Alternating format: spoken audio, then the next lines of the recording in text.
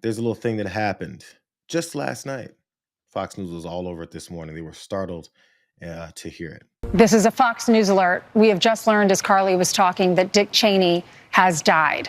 We're learning more information as we do. We will continue to pass that along to you, of course. We just literally got this information a few seconds ago. He was chief of staff under Gerald Ford. He was former Secretary of Defense under George H.W. Bush. He went on to be vice president for 2 terms with George W. Bush and is considered the conservatives' conservative. They're saying that he died last night at the age of 84, and we just received a statement from his family. The former vice president died due to complications of pneumonia and cardiac and vascular disease. Dick Cheney, former vice president, dead at 84 years old, to the surprise of Fox and friends there this morning. As they pointed out, I mean, he had heart issues and all that. He was the first guy before the current president now, where people are counting down the days. And even Don Rumsfeld went before Dick Cheney. So Dick Cheney has passed away. And as you can imagine, there will be tributes all day to Dick Cheney. Trust me, there are going to be tributes all day to Dick Cheney. This is more what Fox and friends had to say about that standard. He was somebody that could withstand a great deal of criticism, be unflappable under pressure.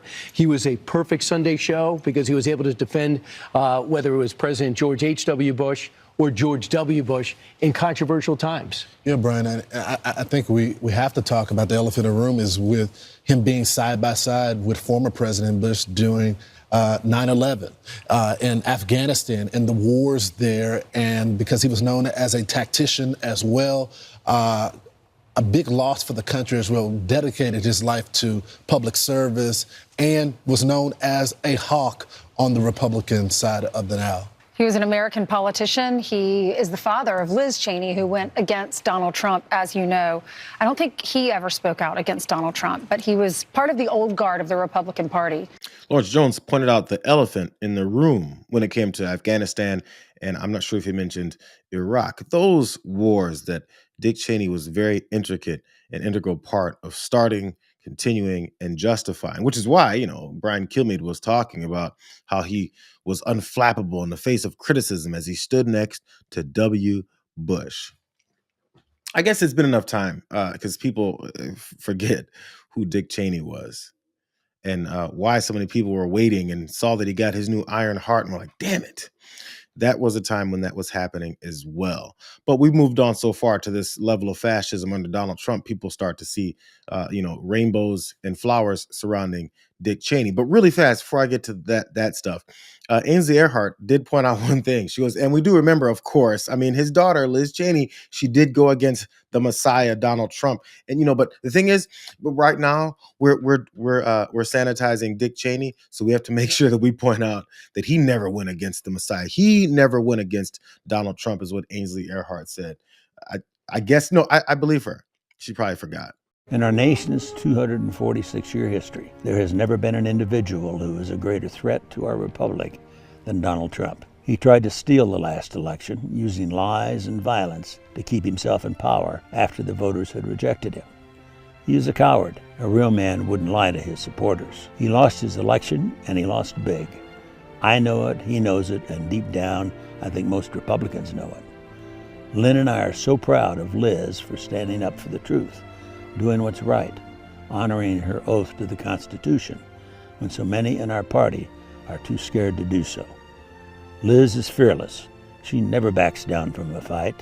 There is nothing more important she will ever do than lead the effort to make sure Donald Trump is never again near the Oval Office. And she will succeed. I am Dick Cheney. I proudly voted for my daughter. I hope you will too.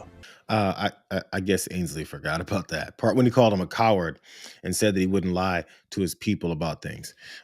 Ironically, Dick Cheney did a lot of lying to his people about things, very important things that he did a lot of lying about. One of those things, which wasn't as important, I guess, but it's definitely serious, where they were on some duck hunting or quail hunting trip. Do you guys remember this? I'm not sure if you guys are old enough. I'm starting to show my age. But Dick Cheney done shot his boy in the face. I forget the guy's name. 13 years ago today, Vice President Dick Cheney shot his hunting buddy in the face. Look at that headline. Duck, it's Dick. Cheney was quail hunting with Harry Whittington in Texas when he accidentally fired a shotgun, not realizing it was pointed at Whittington. Well, needless to say, this was an embarrassing distraction for the White House. Cheney called it one of the worst days of his life, Thankfully, Whittington did recover from his wounds. And as folks may do when they're hunting, sometimes they have a few beers. And there was speculation that Dick Cheney, accidentally shot his boy in the face. And of course, there was a huge story and cover up to deny that is exactly what happened, because that'd get that guy in trouble. But anyway, okay, that was one of the lesser important things that is Dick Cheney was all about. I'm just gonna go through a couple things because Zateo over there, Zateo News, I'm not sure if you guys know about them. They broke down some things about Dick Cheney. Here's what they pointed out about Dick Cheney that most news organizations are going to forget today. They point out, like fellow war criminal Slobodan Milosevic, Cheney should have died alone in a prison cell in The Hague. But like the rest of the gang behind the invasion of Iraq, George W. Bush, Tony Blair, Don Rumsfeld, Cheney never faced any legal or even political accountability for his war crimes over the past 2 decades. In recent years, though, he even became a hero in some liberal and Democratic Party circles after denouncing Donald Trump, as we saw, and endorsing Kamala Harris for president. Yet, the Bush-Cheney administration between 2001 and 2009, one of the worst in American history, overseeing skyrocketing deficits and tax cuts for the rich, the abuse of executive power and the politicization of the Justice Department, the Hurricane Katrina debacle, and of course, the global financial crisis. We do forget about those things, but I feel like we always point out all of the old Republicans that set the stage for this fascist Republican administration that came in, where they pushed the boundaries all the way up to the point of they, of course, created a high level of demonization of Muslim folks in this country, which led to many attacks, and also folks having that division that we still see today.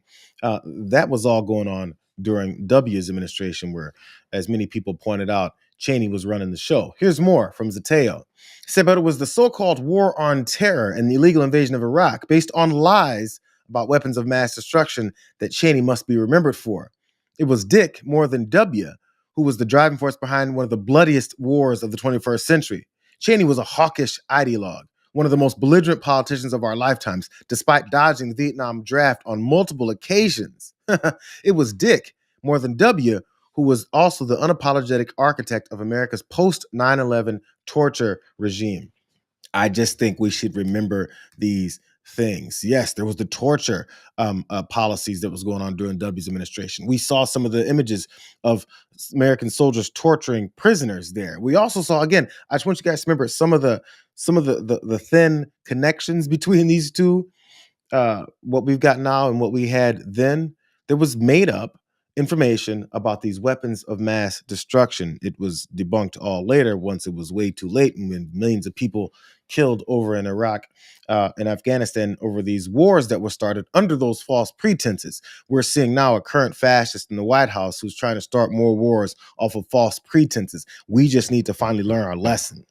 As the Zateo article pointed out, he also dodged going to Vietnam, similar to the guy that's in the White House right now. As we saw, Dick Cheney sanitized himself a bit. His daughter was on the January 6th committee, which thoroughly and effectively, I think, dug into everything that Donald Trump's connections had to do with trying to overturn the government. So she did the right things there. So I get some of the criticism sometimes people have for embracing the Cheneys at the back end of his life and the back end of her political career. But we can also see what it is that Cheney did.